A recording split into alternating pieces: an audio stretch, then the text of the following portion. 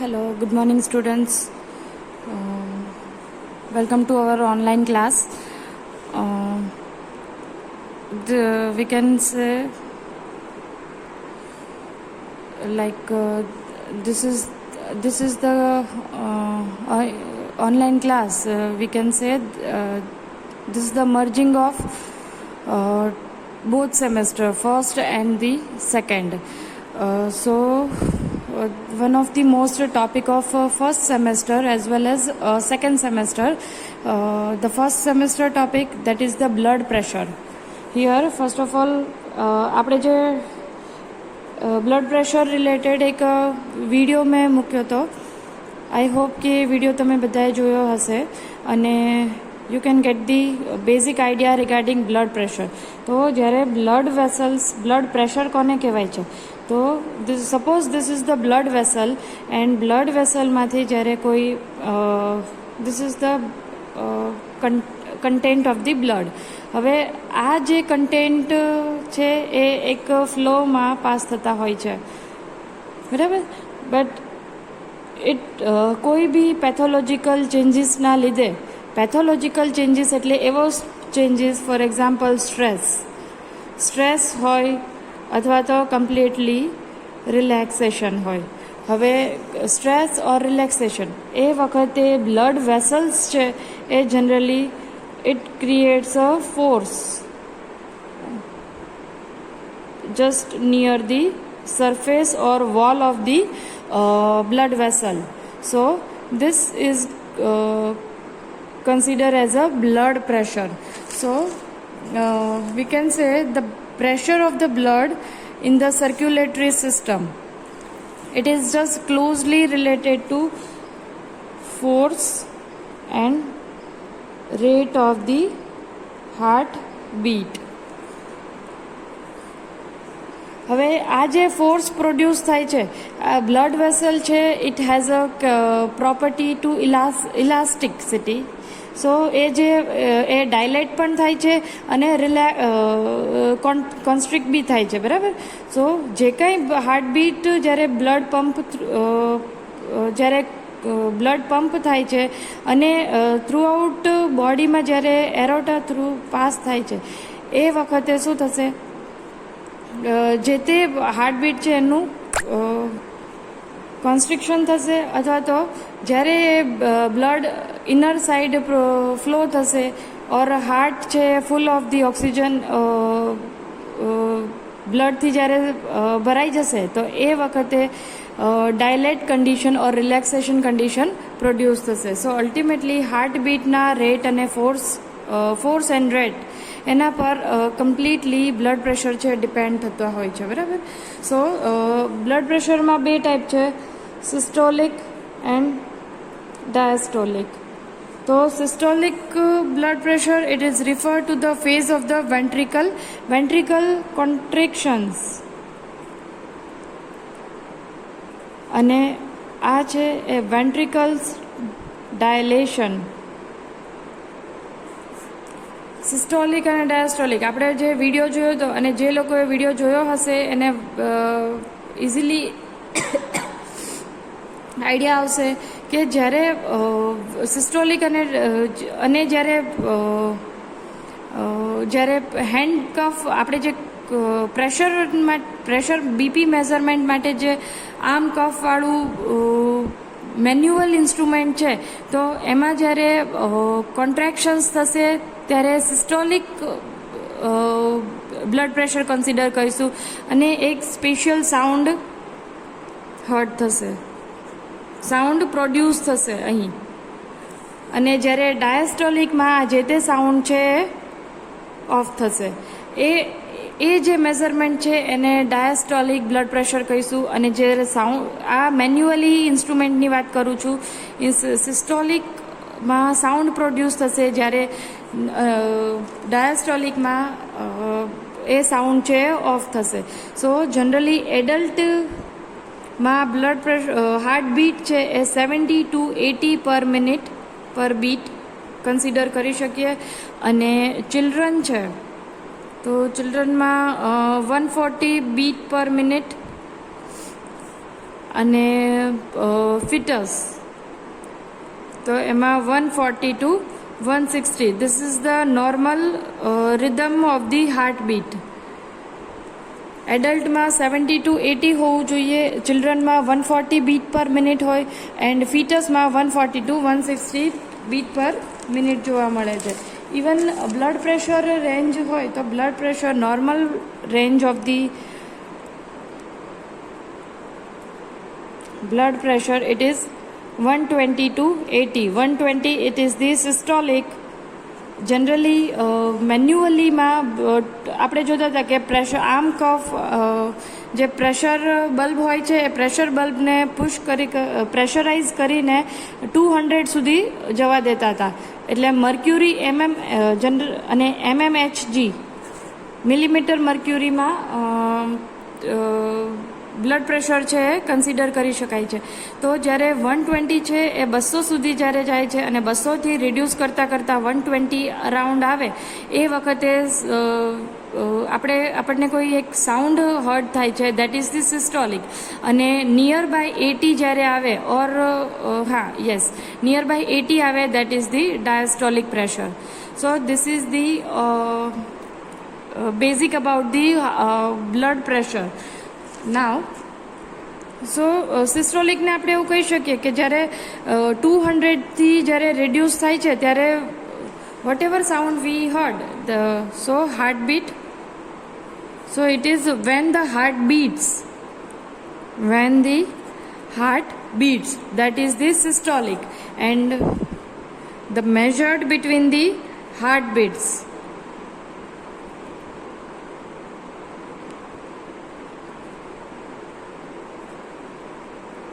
એટલે કે સિસ્ટોલિક અને ડાયાસ્ટોલિક તો વેન ધ હાર્ટ બીટ્સ 200થી જ્યારે રિડ્યુસ થાય અને જ્યારે હાર્ટ બીટ થવાનું સ્ટાર્ટ થાય that is the systolic. And the diastolic the measured between the heartbeats. અહીં હાર્ટબીટ તો ઓલરેડી આપણે સ્ટાર્ટ જ છે, એનો સાઉન્ડ આવે જ છે, પણ it is measured between the beats. So that is the diastolic. Now the factors that affects the blood pressure. કયા કયા ફેક્ટર્સ એવા છે કે જે બ્લડ પ્રેશરને અફેક્ટ કરતા હોય છે? તો એજની સાથે બ્લડ પ્રેશર ઇન્ક્રીઝ થવાના ચાન્સીસ વધે છે. Then gender, male female. Then diet, it is also depend on our diet. Like salt and saturated fats can increase the blood pressure and stress condition. તો સ્ટ્રેસ કન્ડિશનમાં be sympathetic activities છે stimulate થઈને blood pressure એ increase થવાના chances વધી જાય છે. Then exercise, normal physiological process, it also may produce in the variation of the blood pressure. So કયા કયા ફેક્ટર્સ અફેક્ટ કરતા હોય છે? તો age, stress, physiological exercise, gender and the diet. Now blood pressure control, the control of blood pressure control કરવાના કેટલી કયા types છે કે જેનાથી જે 120 to 180 જે નોર્મલ રેન્જને જે ડિસ્ટર્બ કરે છે, તો એવા કયા કેમિકલ્સ છે, એવા કયા મીડિયેટર્સ છે, એવા કયા રિસેપ્ટર્સ છે કે જેના બેઝ પર આપણે બીપીને છે કંટ્રોલ કરી શકીએ? તો first that is the baroreceptors. Second is the chemoreceptors and third is the higher center in the brain. We can consider RAS system. Second semester માં પણ છે renin angiotensin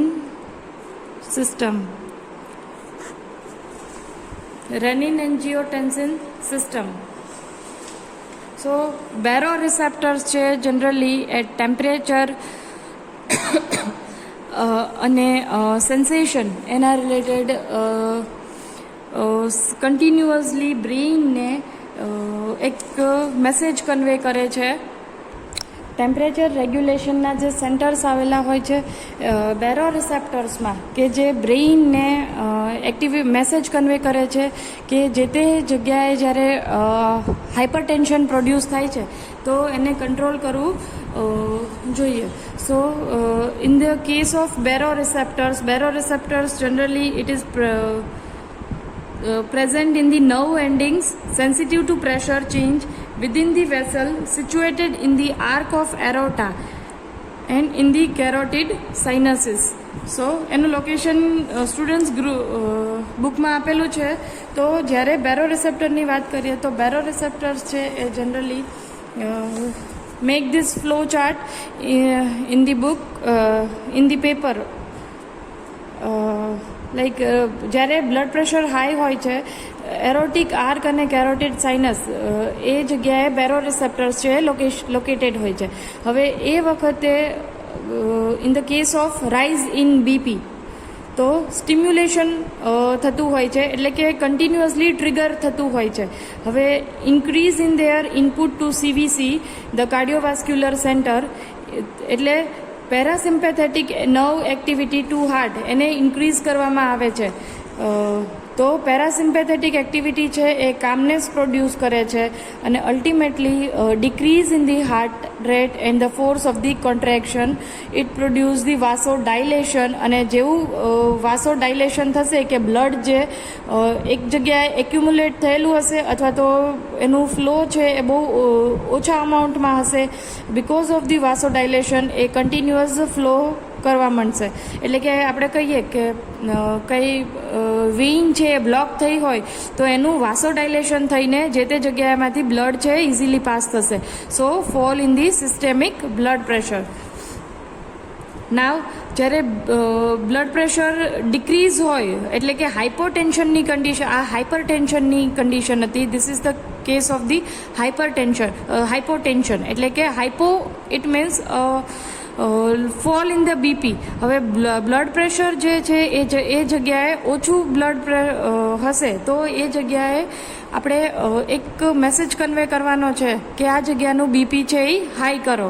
so fall in the BP in aortic arch, carotid sinus, again the baroreceptor function properly, the deactivation of the baroreceptors decrease their output to CVC cardiovascular centre and હવે sympathetic nerve activity છે અહીં increase થશે અને sympathetic છે એ fight or fly response માટે responsible છે. So ultimately it produce the increase in the heart rate and the force of contraction, again vasoconstriction produce and increase in the systemic blood pressure. So baroreceptors control the blood pressure, this entire system called the baroreceptor reflex. Next is the chemoreceptors. तो जो baroreceptors, chemoreceptors and high centre in the brain RAS system, जो chemoreceptor it is also located in the carotid and aortic bodies. They are primary involve in the control of respiration. હવે જ્યારે બેરો receptors હતા તો બેરો રિસેપ્ટર્સમાં sympathetic અને parasympathetic activities છે એ stimulate ઓર reduction કરીને blood pressure high ઓર down કરતી હતી. એવી જ રીતે કીમો રિસેપ્ટર્સમાં ટેમ્પરેચર રેસ્પાયરેટરી સેન્ટર છે એ સ્ટિમ્યુલેટ થાય છે અથવા તો એની એક્ટિવિટી છે એ ડિસ્ટ્રેસ થઈને એ ટેમ્પરેચર રેગ્યુલેશનમાં, બ્લડ પ્રેશર રેગ્યુલેશનમાં હેલ્પફુલ થશે. The rate of the respiratory increase it produce the increase in the oxygen demand and decrease in the CO2 level.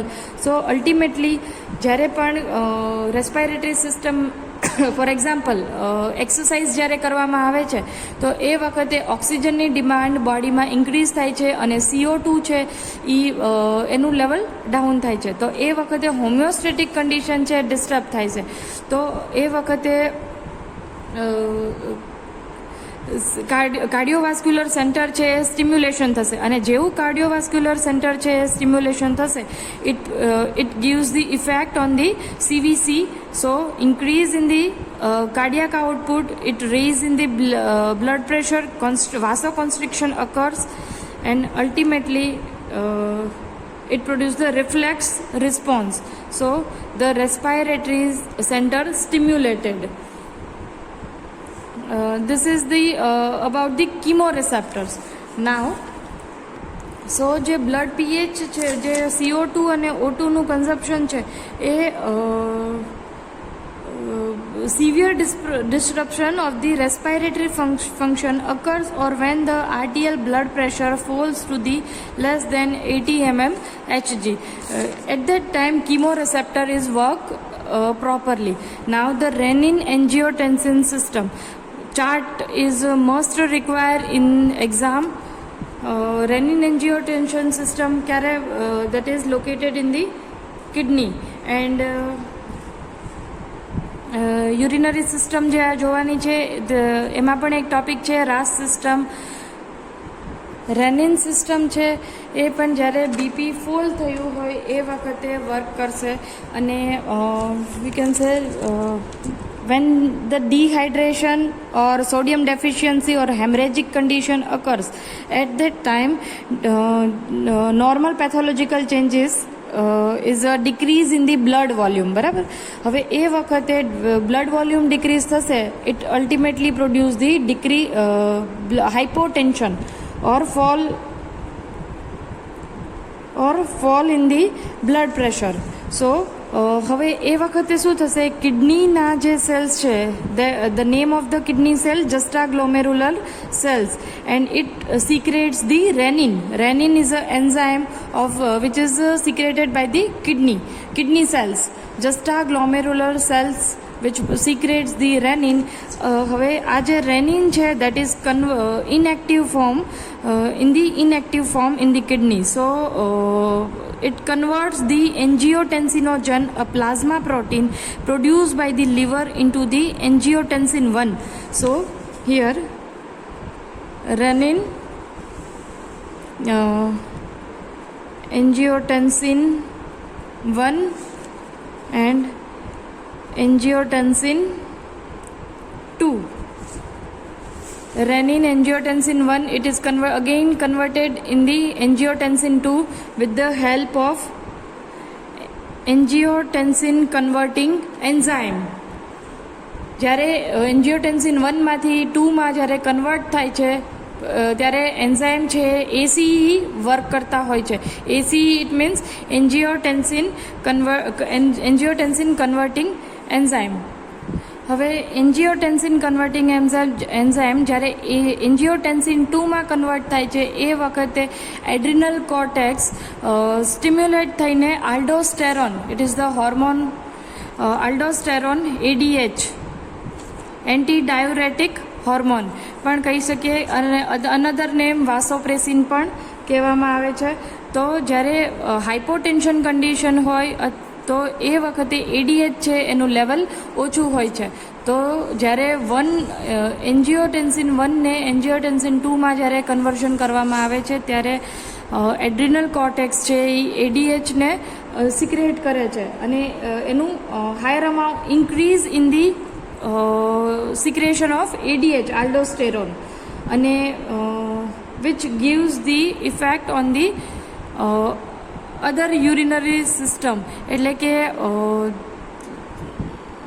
કે જે સોલ્ટ્સ એન્ડ પ્રોટીનના જે પાર્ટ યુરિન થ્રુ ફ્લો થતા હોય એને રીએબ્ઝોર્બ કરવામાં હેલ્પફુલ થાય છે. એટલે કે અગેઇન એ રીએબ્ઝોર્બ કિડની થ્રુ થશે, અને ultimately it increase the sodium and water reabsorption activity, અને એન્ટાયર યુરિનરી સિસ્ટમ છે એને મેન્ટેન કરવામાં ADHનો રોલ ઇમ્પોર્ટન્ટ હોય છે, which produce the blood volume, increase in the blood volume, and ultimately blood volume increase થશે. blood volume અહીંથી C student reverse cycle જુઓ તો જેવું બ્લડ વોલ્યુમ છે ઇન્ક્રીઝ થશે તો બ્લડ પ્રેશર જે હાઇપોટેન્શન કન્ડિશન હતી એ બેક ટુ ધી નોર્મલ સુધી આવી જશે. So ultimately renin angiotensin system, a RAS system, it is most important in the regulation of the blood pressure. Thank you.